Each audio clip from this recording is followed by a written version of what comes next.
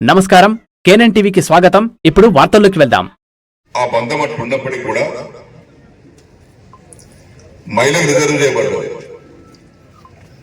ఒక మహిళా కార్యకర్తగా యాక్టివ్ గా పనిచేస్తున్నది.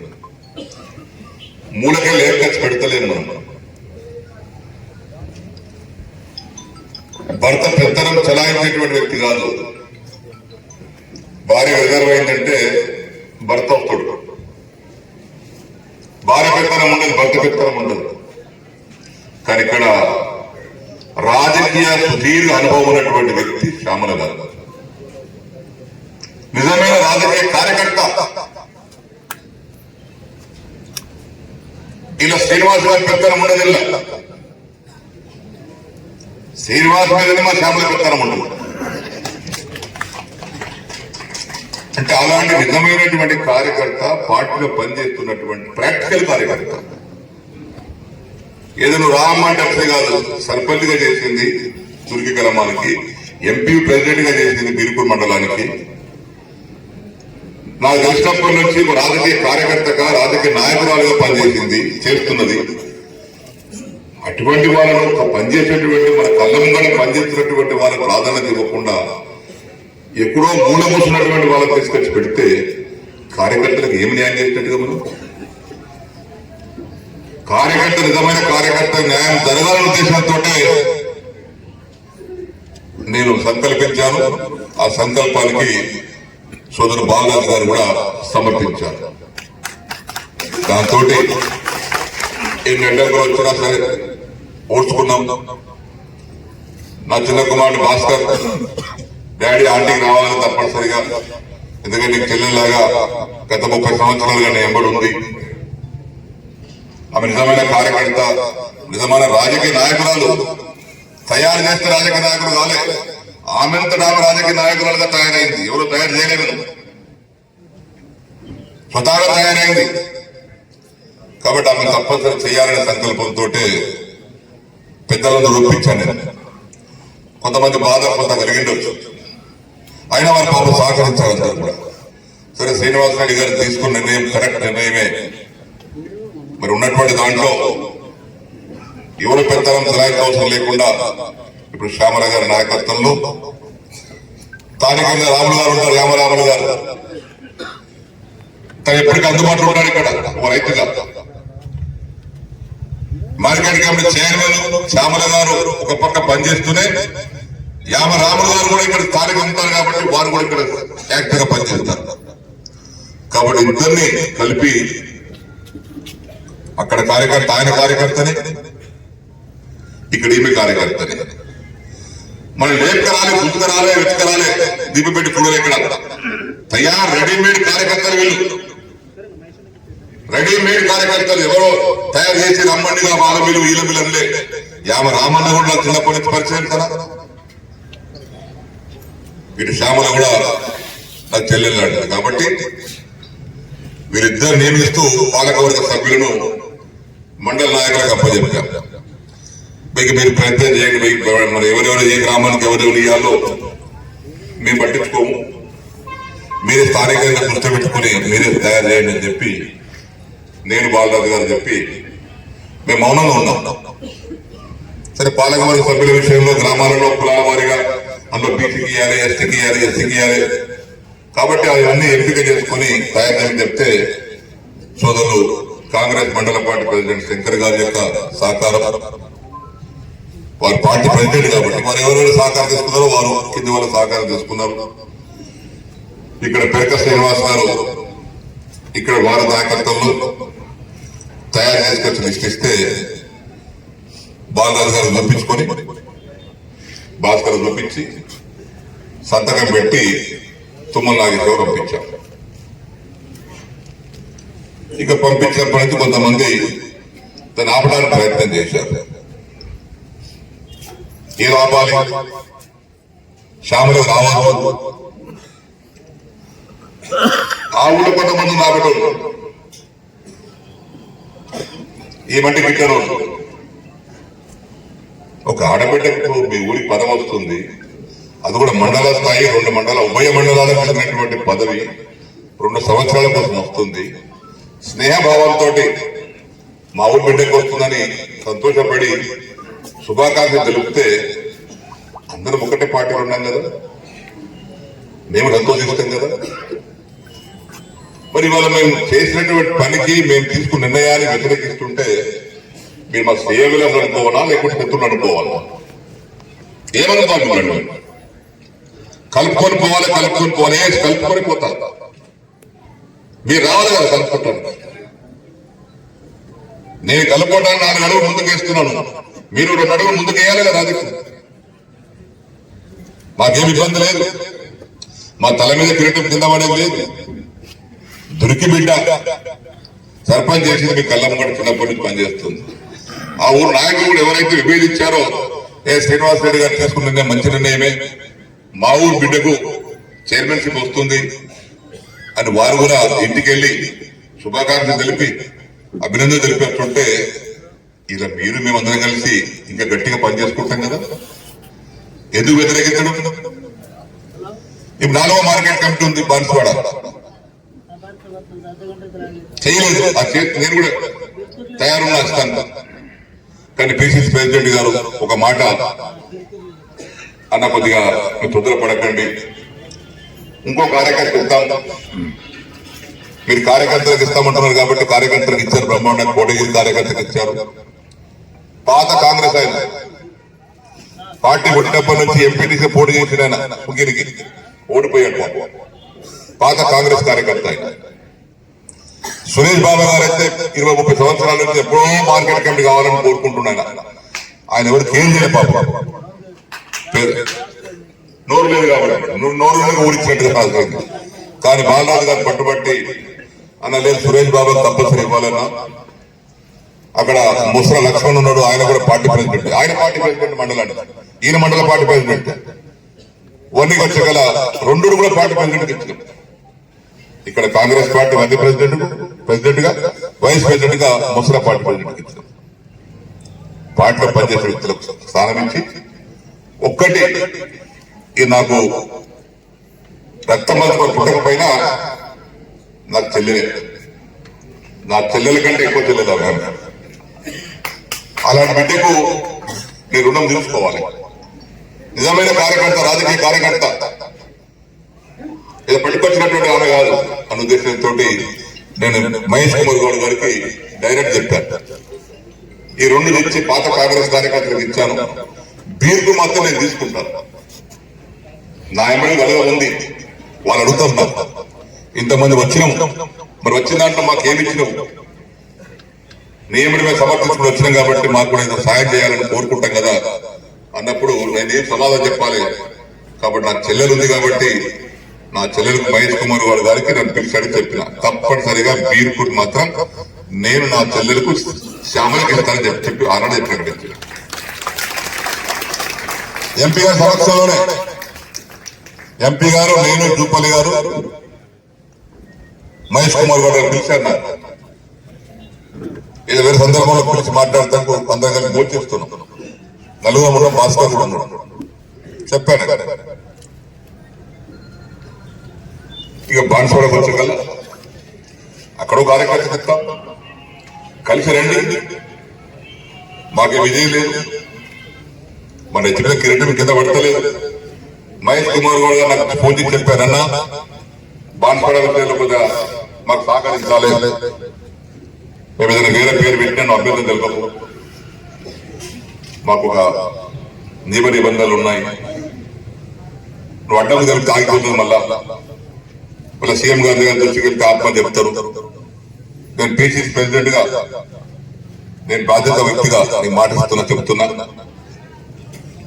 నువ్వు తొందరపడి వేరే పేరు ఇవ్వకు, మేము చెప్తాం పేరు, ఆ పేరుకి సమర్థించమని చెప్తే ఎవరైనా సరే మన కాన్ఫరెన్స్ లేవని ఉంటారు కదా అన్న ఉద్దేశంతో నేను బాలరాజు గారు మౌనం ఉన్నాం.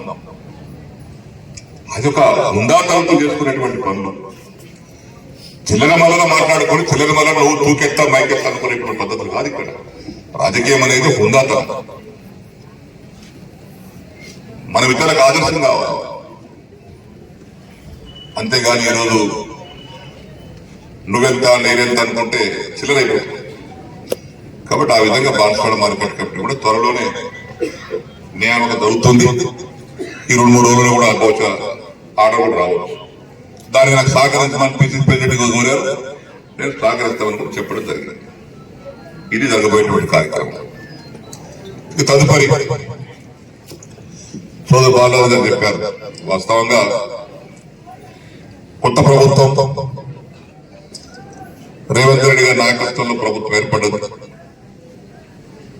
వ్యవసాయదారులకు మంచి పని చేయాలని ఆలోచనతో కొన్ని హామీలు ఇచ్చారు. ఇచ్చినటువంటి హామీలు కూడా దేశంలో ఇంతవరకు ఎవరు ఇచ్చినటువంటి హామీలు. 2 లక్షల రూపాయల రుణమాఫీ అనేది నేను 47 సంవత్సరాల నా రాజకీయ జీవితం. ఇప్పుడు 30 ఏళ్ళుగా ఎమ్మెల్యేగా ఉన్నాను. ఏ ముఖ్యమంత్రి కూడా ఏ రాష్ట్రంలో కూడా 2 లక్షల రూపాయల రుణమాఫీ ఇంతవరకు ఏ ముఖ్యమంత్రి చేయలేదు. నేను అగ్రికల్చర్ మినిస్టర్ గా ఉన్నప్పుడు 1 లక్ష రూపాయలు మాఫీ చేశాం. 16,170 కోట్ల రూపాయలు మాఫీ చేశాం. అది కూడా 4 విడతలుగా చేశాం. ఒకసారి చేయలే. 4,000 4 విడతలు చేశాం. ఎందుకు ఉండదు, డబ్బు ఖజానా ఉండదు అంతా. కానీ రేవంత్ రెడ్డి గారు ధైర్యము, బట్టి విక్రమార్క గారు ఫైనాన్స్ మినిస్టర్ గా ఉన్నటువంటి పార్టీ నాయకులు 23 లక్షల మందికి ఇప్పటికే 2 లక్షల రూపాయల లోపు వరకు 18,000 కోట్ల రూపాయలు మాఫ్ చేసినటువంటి ఒకే ఒక ప్రభుత్వం ఈ దేశంలో ఇప్పుడున్నటువంటి కాంగ్రెస్ ప్రభుత్వం. నేను తుమ్మల నాగేశ్వర గారు స్టేట్మెంట్ ఇచ్చాను. వాస్తవంగా నేను కూడా నిన్న వెళ్ళేది ఉండే ప్రోగ్రామ్ వైర్లెస్ మెసేజ్ ఇచ్చాం. అక్కడ ఎస్పీకి కలెక్టర్ వస్తున్నాం నిన్న రాత్రి ఇచ్చాం. ఇక్కడ పెద్ద ఆయన చనిపోవటం వల్ల, యాక్సిడెంట్ చనిపోవటం వల్ల దాన్ని నేను ఇక్కడికి వచ్చాను, పోలేకపోయాను. ఈ రోజు మా తుమ్మల గారు ఫోన్ చేశారు, మళ్ళీ ఇవాళ వస్తున్నామన్నా అంటే ఈయన కార్యక్రమం ఉందని చెప్పి ఇవాళ రావడం రేపు వెళ్తున్నాం ఇద్దరం కలిసి. తుమ్మల గారు నేను స్టేట్మెంట్ ఇచ్చారు. ఈ 2 లక్షల రూపాయల లోపు కూడా కొన్ని మార్క్స్ కావాల్సి ఉన్నాయి. పేరు తప్పివాడు, ఆధార్ నంబర్ తప్పివాడు, తండ్రి పేరు తప్పువాడు, లేకుంటే సాంకేతిక కారణాలతో తప్పుబడి ఆగిపోయి ఉన్నాయి. ఆగిపోయినటువంటి వారికి 4 లక్షల మందికి గుర్తించారట. మళ్ళా రేపో ఎల్లుండి ముఖ్యమంత్రి గారు రేపు సదస్సు ఉంది మహబూబ్నగర్, మీరు రావాలి. మార్కెట్ కమిటీ చైర్మన్ ముఖ్య నాయకులు కూడా సాయంత్రం 4 గంటల మీటింగ్ ఉంది. పొద్దున కాదు, మేము పొద్దున్న వెళ్తాం కానీ 4 గంటల మీటింగ్ ఉంది. చాలా మంది మన నాయకులు రైతులు రావాలి. సాయంత్రం 4 గంటల ముఖ్యమంత్రి గారు వచ్చిన తర్వాత తుమ్మల గారు చెప్పినటువంటి 4 లక్షల మందికి 2,500 కోట్ల రూపాయలు రేపు రిలీజ్ చేయబోతున్నారు. వాళ్ళకు కూడా ఇచ్చేస్తున్నారు రుణమాఫీ. అది కూడా అయిపోతుంది. ఇక మిగిలినటువంటి అక్కడక్కడ 2 లక్షల పైన అదొక 12,000 కోట్లు కావాలి, ఇస్తారు. 2 లక్షల వరకు రుణమాఫీ చేసినటువంటి వ్యక్తులు 19,000 కోట్లు.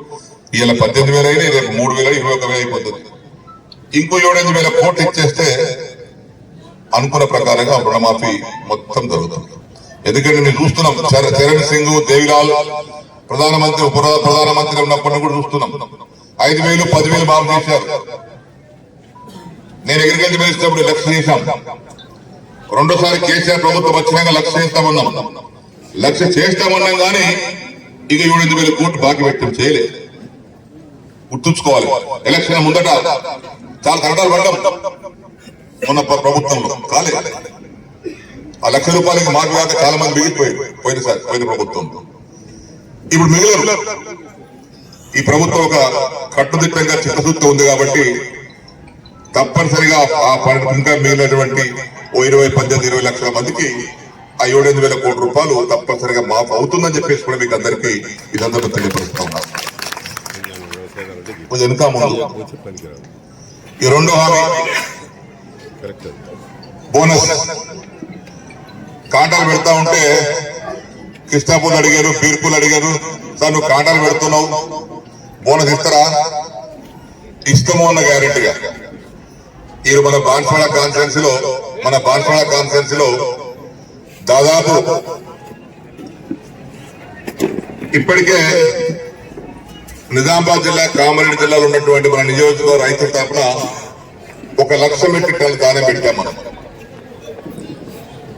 ఆల్రెడీ ధాన్యం ధరతో పాటు 2-3 రోజులలో బోనస్ కూడా వస్తున్నది.